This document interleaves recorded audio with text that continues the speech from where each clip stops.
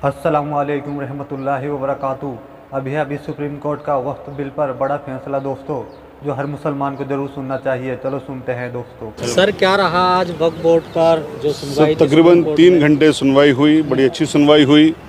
सुनवाई के बाद में दोनों पक्षों को पूरी तरह सुनने के बाद ऑनरेबल सुप्रीम कोर्ट ने ये कहा कि हम इसमें 2-3 चीज़ करना चाहते हैं। एक तो ये, हम इसमें जो वक्फ बाय यूज़र गवर्नमेंट ने ख़त्म किया है उसको हम स्टे करना चाहते हैं, जब तक कि हम इसको फुली एग्जामिन ना कर लें तब तक के लिए। दूसरा, जो 2 नॉन मुस्लिम को आप इंक्लूड करके लेके आ रहे हो उसको भी हम स्टे करना चाहते हैं। तो इन दोनों चीज़ों को स्टे करने के बाद में ऑनरेबल सुप्रीम कोर्ट का ये व्यू है कि मैं इसको किसी दूसरी कोर्ट में भेजूंगी सुनने के लिए, हाई कोर्ट में, या ये खुद ही सुनेगी ऑनरेबल सुप्रीम कोर्ट। तो इस चीज़ पर ये चीज़ होनी है। अब इन्होंने ये कहा स्टेट काउंसिल ने, कल तक के लिए हमें टाइम दे दीजिए, कल तक के लिए हमें इसको मुलतवी कर दीजिए, क्योंकि ऑनरेबल सुप्रीम कोर्ट का एक साफ सवाल था कि किसी भी हिंदू एंडोमेंट में क्या कोई नॉन मुस्लिम है, क्या कोई अल्पसंख्यक है, क्या कोई मुसलमान है, तो उस पर कोई वो एग्जाम्पल नहीं दे सके, कि कोई ऐसा एग्जाम्पल नहीं बता सके कि हाँ ऐसा हो। तो ऑनरेबल सुप्रीम कोर्ट का जो आज ऑनरेबल सुप्रीम कोर्ट का अपने बात कही, हालांकि ऑर्डर पास नहीं हुआ है, कल तक के लिए मुलतवी है, लेकिन आज की हियरिंग के आधार पर हमें उम्मीद ये है कि वक्फ बाय यूज़र भी स्टे होगा और जो 2 नॉन मुस्लिम को इंक्लूड करने की बात है वो भी स्टे होगा, और ये जो अमेंडमेंट है सारे के सारे अमेंडमेंट खारिज भी होंगे। उम्मीद है आपको? बिल्कुल 100%, बिल्कुल 100% उम्मीद है, क्योंकि आज जो ऑनरेबल सुप्रीम कोर्ट के अंदर जो गवर्नमेंट की यहाँ पर आर्गूमेंट्स थे वो पूरी तरह से गवर्नमेंट्स के आर्गूमेंट फेल थे। वो किसी भी आर्गूमेंट से ऑनरेबल सुप्रीम कोर्ट कन्विंस नहीं थी। तो सारे आर्गूमेंट्स ऐसे ही थे जिस तरह की टेलीविजन में बैठ के इनके बहुत सारे तमाम तरह के वितर्क करते हैं, तर्क वितर्क कुतर्क करते हैं, तो कुतर्क वाली चीज़ें थी। तो ऑनरेबल सुप्रीम कोर्ट में हमें लगता नहीं कि इनके आर्गूमेंट चलेंगे। हिंसा को लेकर क्या कहा जाए? हाँ, ये बहुत इंपॉर्टेंट मैसेज है। मैं आपके माध्यम से सबके लिए कहना चाहता हूँ कि ऑनरेबल सुप्रीम कोर्ट में ये पिटीशन पेंडिंग है। ऑनरेबल सुप्रीम कोर्ट उसको एग्जामिन कर रही है और बहुत अच्छी तरह से एग्जामिन कर रही है और बहुत पॉजिटिव नोट पे एग्जामिन कर रही है। तो पूरे मुल्क के लोगों से मैं कहना चाहता हूँ कि किसी भी तरह से किसी के बहकावे में ना आए। कोई प्रोटेस्ट या हिंसा करने की आपको जब तक ज़रूरत नहीं है, जब तक ऑनरेबल सुप्रीम कोर्ट इसको सुन रही है। इंशाल्लाह कल अच्छे ऑर्डर्स आ जाएंगे, उसके बाद तो वैसे भी ज़रूरत नहीं पड़ेगी। दूसरा पक्ष कह रहा है कि हम चाहेंगे कि स्टे ना मिले। नहीं, दूसरे पक्ष की तो कोशिश ये है। आज तो ऑनरेबल सुप्रीम कोर्ट स्टे कर ही रही थी, उन्होंने कहा जी कल तक का टाइम दे दिए हमें, उन्होंने टलवाने की कोशिश करी। वो 3-4 चीज़ों में उलझाना चाहते हैं, खींचना चाह रही है। बिल्कुल उलझाना चाहते हैं, करना चाहते हैं, लेकिन ऐसा होगा नहीं इंशाल्लाह। तो क्या सरकार के पास कोई तर्क है? नहीं, कोई तर्क अगर होता तो सरकार आज डेट मांग के थोड़ी ना भागती। कोई नोटिस भी जारी किया है सुप्रीम कोर्ट ने केंद्र सरकार को? नोटिस और ये जो स्टे की बात है, दोनों की दोनों कल ये ऑर्डर करेगी ऑनरेबल सुप्रीम कोर्ट। आज ये ऑर्डर कर रहे थे जिसमें स्टेट ने कहा, सरकार ने कहा जी हमें कल तक का टाइम दे दीजिए, कल एक बार और सुन लीजिए हमको आधा घंटा, उसके बाद में ऑर्डर कर लीजिए।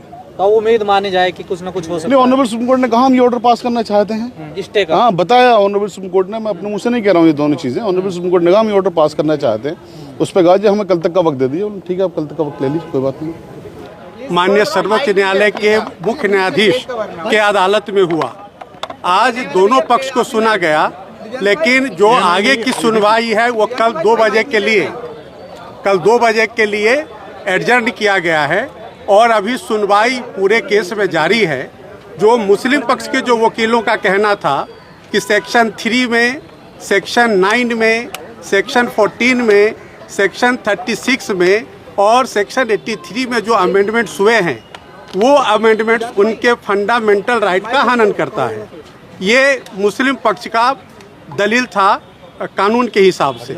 दूसरा उनका कहना है कि जो उनका फंडामेंटल राइट है आर्टिकल 25-26 में, यह जो संशोधित कानून है ये उसका हनन करता है। लेकिन भारत सरकार के तरफ से सॉलिसिटर जनरल और जो हम लोग जो समर्थक इस संशोधन के हैं, हम लोग के तरफ से जो सीनियर एडवोकेट्स और हम लोगों ने भी अपनी बात रखी कि जो अमेंडमेंट है वो बिल्कुल संविधान सम्मत है। और उसमें के अमेंडमेंट को जब आप देखेंगे, चाहे वो सेक्शन 3 का अमेंडमेंट हो, सेक्शन 9 का अमेंडमेंट हो, सेक्शन 14 का अमेंडमेंट हो, सेक्शन 36 का अमेंडमेंट हो, 83 में, तो कोई भी फंडामेंटल राइट का हनन नहीं हो रहा है। माननीय बेंच भी अपने ऑब्जर्वेशन में कहा कि हाँ, जो बहुत सारे अमेंडमेंट्स हैं वह ऐसा प्रतीत होता है कि संविधान के अनुसार है, लेकिन उनका जो यूजर का जो डेफिनेशन है उस पर कोर्ट कुछ क्लैरिफिकेशन चाह रही थी।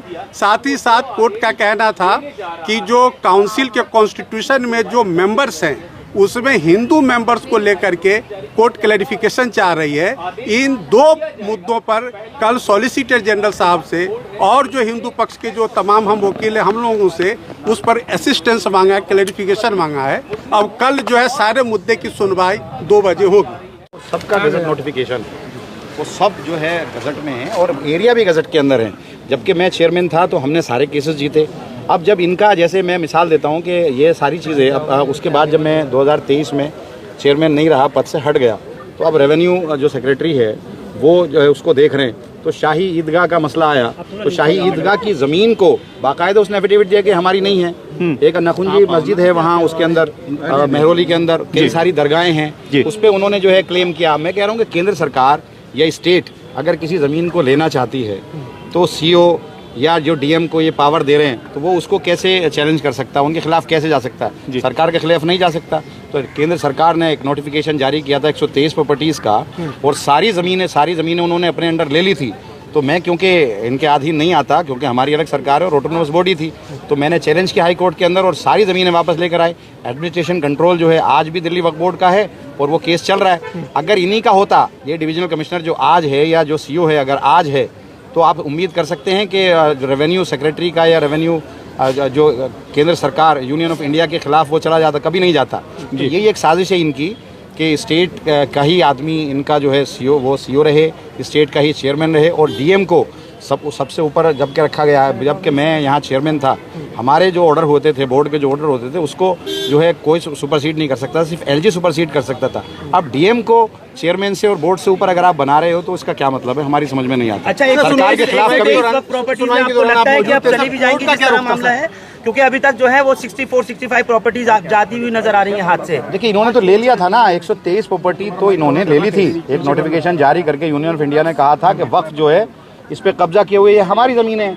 अगर मैं हाईकोर्ट नहीं जाता तो ये तो सारी ज़मीन चली जाती। एक अकेली अगर आप तिकोना कब्रिस्तान की बात करो जो 60 बीघे का है, अगर आप उसकी वहाँ पे मार्केट रेट के हिसाब से बात करो, अगर 7 लाख रुपया भी मानो तो 42,000 करोड़ की एक प्रॉपर्टी है। उसके राइट साइड में डीपीएस के पीछे 484 खसरा है जो 30 बीघे का है, वो इन्होंने ज़बरदस्ती ले लिया। जबकि 123 में स्टे चल रहा है, केस चल रहा है, ले लिया। लाल मस्जिद आपके सामने मिसाल है कि उसके पीछे की सारी ज़मीन कब्रिस्तान की ले ली, मस्जिद के पीछे की, और वहाँ बिल्डिंग बना दी।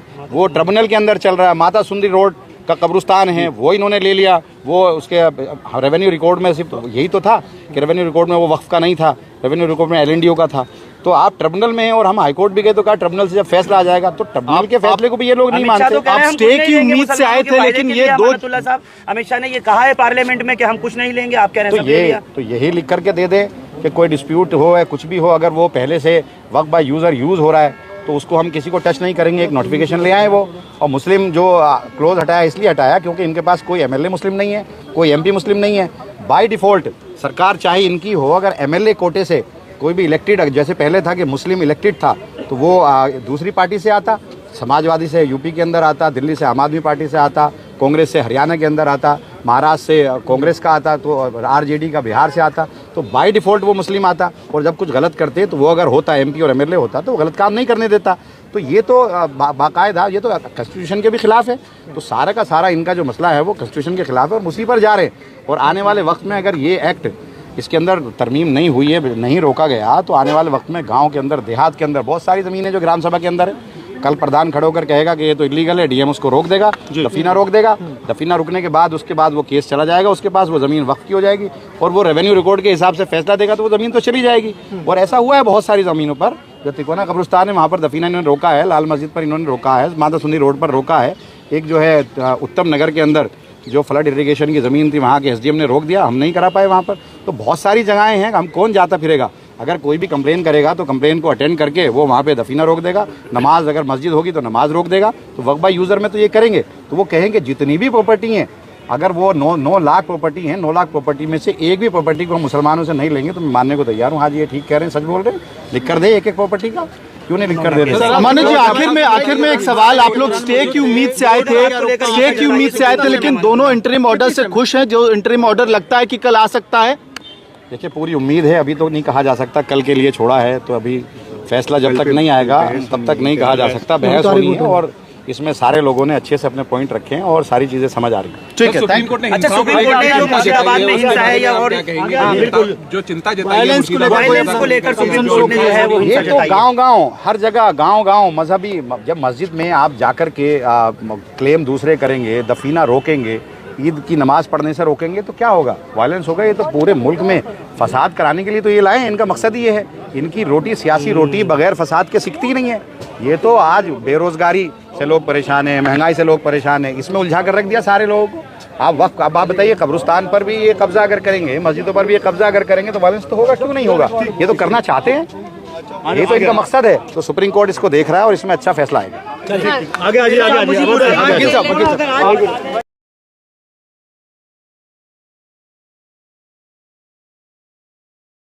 सुप्रीम कोर्ट के अंदर वक्फ संशोधन कानून पर आज की सुनवाई पूरी हो चुकी है।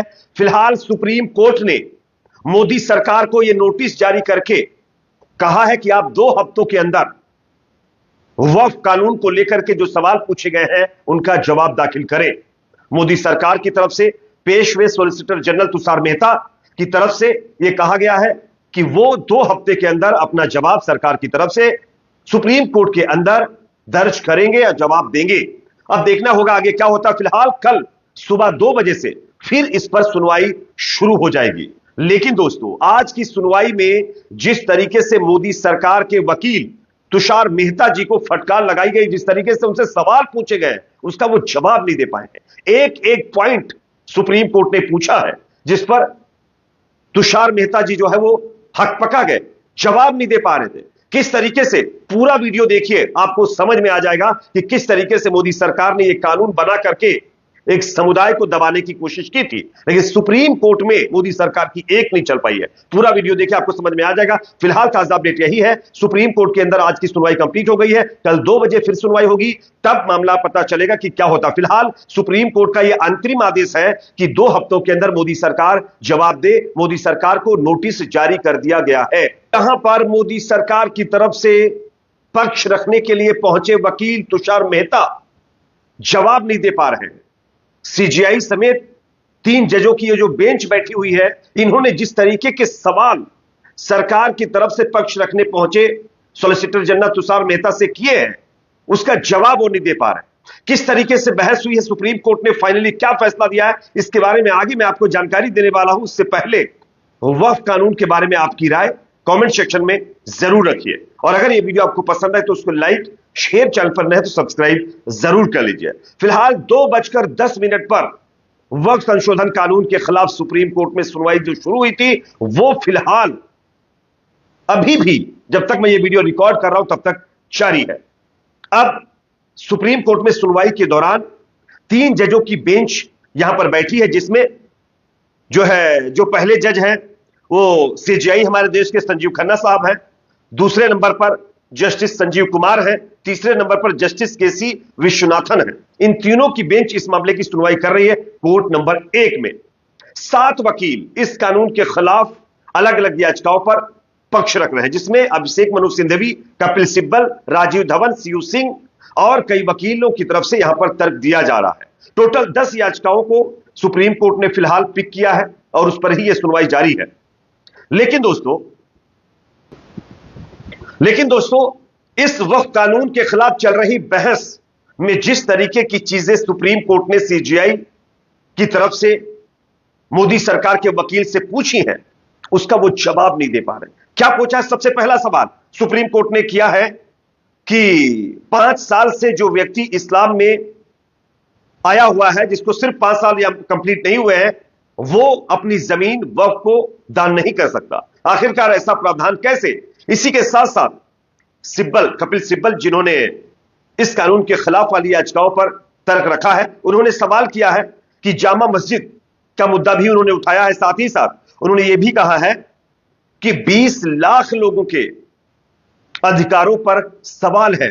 अगर इस कानून में कई ऐसे प्रावधान हैं जिनको नहीं बदला गया तो 20 लाख लोगों के अधिकार खत्म हो जाएंगे। साथ ही साथ कपिल सिब्बल की तरफ से यह भी सवाल उठाया गया कि बोर्ड में गैर मुस्लिमों की एंट्री क्यों की गई है, जबकि यह धार्मिक मामला है। सरकार आप सब जानते हैं संसद में कह रही थी कि इसमें गैर मुस्लिम नहीं रहेंगे, अमित शाह जी का बयान है। लेकिन कानून के अंदर ये जो बनाया गया, इसमें साफ तौर पर टोटल जो 22 लोगों का ये बोर्ड है, इसमें मात्र 8 मुसलमानों को रखा गया है और सारे के सारे दूसरे होंगे, 2 महिलाओं को छोड़ करके, और सारे के सारे इसमें गैर मुस्लिम होंगे। जबकि अमित शाह ने क्या कहा था कि इसमें कोई गैर मुस्लिम नहीं होगा, लेकिन कानून कहता है कि सिर्फ 8 मुसलमान ही इस बोर्ड के अंदर होंगे। इस पर भी सीजीआई ने सवाल किया है कि अगर आपका कोई धार्मिक मामला आता है, मान लीजिए राम मंदिर का ट्रस्ट है या फिर किसी दूसरे मंदिर का कोई बोर्ड है, उसमें अगर कोई ये कह दे कि आप भाई 4 हिंदू को रख लीजिए, 5 मुसलमान को रख लीजिए, तो क्या आप उस पर राजी होंगे? नहीं ना। तो आप फिर दूसरों के इसमें दखल अंदाजी क्यों दे रहे? ये सवाल किया तो तुषार मेहता उसका जवाब नहीं दे पाए। इसी के साथ साथ देखिए, यहां पर सिब्बल ने कहा कि जो है मुस्लिमों की एंट्री क्यों की गई, इस पर जवाब पूछिए। इसके बाद सिब्बल ने संशोधन को अनुच्छेद 26 के खिलाफ बताया है, क्योंकि अनुच्छेद 26 में यह साफ साफ लिखा हुआ है कि किसी भी धार्मिक ट्रस्ट को यह आजादी है कि वो अपने हिसाब से चीजें कर सकता है। कोई भी उस धर्म का व्यक्ति अगर उस बोर्ड को जमीन देना चाहता है तो उसमें सरकार दखल नहीं दे सकती, लेकिन यहां पर खुलेआम दखल अंदाजी की जा रही है। इसी के साथ साथ सुप्रीम कोर्ट ने कहा कि आज हम सभी याचिकाओं पर सुनवाई नहीं कर पाएंगे, क्योंकि 70 से ज्यादा याचिकाएं हैं, जिसमें से 10 पीक गई हैं। उसके बाद देखिए, यहां पर कपिल सिब्बल ने कहा है कि वक्फ कानून का धार्मिक मामलों में दखल है। ये जो कानून बनाया गया है, इसमें सीधे सीधे धार्मिक मामले में दखल दिया जा रहा है। मुस्लिम उत्तराधिकार में दखल दिया जा रहा है, यह भी कपिल सिब्बल ने कहा है। हिंदू सिख में उन्हीं धर्मों के लोग शामिल हैं, तो मुस्लिम बोर्ड में हिंदू क्यों लाए जा रहे हैं, यह भी सवाल कपिल सिब्बल ने किया है। इसके बाद सुप्रीम कोर्ट में अब तक 73 याचिकाएं लगाई जा चुकी, जैसा कि मैंने आपको बताया है। सिब्बल ने यह भी कहा, सवाल किया कि इस कानून में विशेष सदस्यों के तौर पर गैर मुसलमानों को जगह क्यों दी गई है। आखिर ये विशेष लोग कौन होते हैं? किसी के धार्मिक मामलों में इंटरफेयर करने वाले, इनको क्यों जगह दी जा रही है? इसका सीधा मतलब यह है कि सरकार अपने पास तमाम इन बोर्ड को लेकर के जो चीजें हैं कब्जे में लेना चाहती है। और सबसे चौंकाने वाली बात देखिए कि मेजॉरिटी मुसलमानों की नहीं है, मेजॉरिटी जो है सरकार गैर मुस्लिमों की इसमें रखना चाहती है। यह अपने आप में बहुत चौंकाने वाला मामला सामने आया। इसी के साथ साथ देखिए, सिब्बल ने यह भी कहा कि इस कानून में विशेष सदस्यों के तौर पर गैर मुसलमानों की जगह क्यों मिली है। सुप्रीम कोर्ट में कई वकीलों ने इस कानून पर रोक लगाने की मांग कर दी है। हालांकि सीजीआई जो है, संजीव खन्ना, वो बोले हैं कि इस पर ये जो स्टे देने की बात आप कर रहे हैं, इस पर हम बाद में फैसला करेंगे। फिलहाल अभी जिस मामले पर आप तर्क देना चाहते हैं, जो प्रावधानों पर आप बात करना चाहते हैं, उस पर बात करिए। आप जो रोक लगाने की बात करें, वो अब बात की बात है, वो बाद में देखेंगे। इसके बाद सरकार के वकील तुषार मेहता ने जेपीसी का हवाला दिया। उन्होंने कहा कि कई बैठकों के बाद यह फैसला लिया गया है, लेकिन आप सब जानते हैं जेपीसी के अंदर किस तरीके की धांधली की गई। विपक्षी पार्टियों के सांसदों को सुना तक नहीं गया, उनकी बातों को तक नहीं माना गया, यह आरोप लगा है सरकार के ऊपर। तो जेपीसी का हवाला तुषार मेहता जी सुप्रीम कोर्ट में दे रहे हैं, और वो भी किस मुंह से समझ में नहीं आ रहा है। जबकि जेपीसी में जितने एमपी शामिल थे, जितने सांसद शामिल थे, उन तमाम की बातें तक नहीं मानी गई हैं, उनकी तमाम पॉइंट्स को भी इसमें ऐड नहीं किया गया, यह भी आरोप लग रहा है। तो यहां पर दलील दी गई है। इसी के साथ साथ कोर्ट ने तुषार मेहता से पूछा है कि आप अपने धार्मिक मामलों में हिंदू ही रखना चाहते हैं। यानी तुषार मेहता से साफ कहा है कि अगर आपका कोई हिंदू बोर्ड है तो उसमें आप तो सिर्फ हिंदुओं को ही रखना चाहते हैं, तो फिर आप मुसलमानों के बोर्ड में हिंदुओं को क्यों घुसाना चाहते हैं? आखिर क्या मतलब है इसका? यह सवाल किया है। इस पर तुषार मेहता जो सरकार की तरफ से पक्ष रख रहे हैं, वो जवाब नहीं दे पाए हैं। इसके बाद आगे देखिए, कानून के जरिए आस्था में दखलंदाजी की गई, ये सिब्बल ने फिर कहा। और 22 लोगों का बोर्ड बना तो उसमें सिर्फ 8 मुस्लिम क्यों? सीजीआई ने यह सवाल तुषार मेहता से किया। मुसलमानों को बोर्ड में बहुमत में क्यों नहीं रखा गया? यह सीजीआई का सवाल मेहता जी से मतलब जो है किया गया है, जिस पर मेहता जी जवाब नहीं दे पाए। मेहता जी जो है वहां पर मतलब जो है अकला गए हैं। इसी के साथ साथ सीजीआई ने यह भी पूछा कि जिनका ये बोर्ड है उनको क्यों ना बहुमत में रखा जाए। यानी सीजीआई साहब ने पूछा तुषार मेहता से, यानी हम कहें तो सरकार से, कि क्यों ना हम जिन लोगों का ये बोर्ड है, मुस्लिम समुदाय का बोर्ड है, उनको ही क्यों ना बहुमत में रखा जाए, आप दूसरे लोगों को बहुमत में क्यों रख रहे हैं? तो उस पर भी जवाब नहीं दे पाए हैं। इधर उधर बातों को घुमाने की कोशिश की जा रही है। इसके बाद सीजीआई ने यह भी पूछा कि जो बोर्ड अपनी आपने बनाया उसमें हिंदू क्यों रखे गए? जब हिंदू मंदिरों के बोर्ड में मुस्लिम नहीं है तो मुस्लिम बोर्ड में हिंदू क्यों? ये तमाम सवाल जो है वो सुप्रीम कोर्ट में पूछे जा रहे हैं, जिसका जवाब मोदी सरकार की तरफ से जो है प्रस्तुत यानी पेश हुए जो सॉलिसिटर जनरल तुषार मेहता हैं, वो बेचारे हक पका रहे हैं, वो जवाब नहीं दे पा रहे हैं, फंसा सकते हैं। खैर, इस पर आप क्या सोचते हैं कमेंट सेक्शन में अपनी बात रखिए। वीडियो पसंद आए तो लाइक करिए, शेयर करिए, चैनल पर नए तो सब्सक्राइब।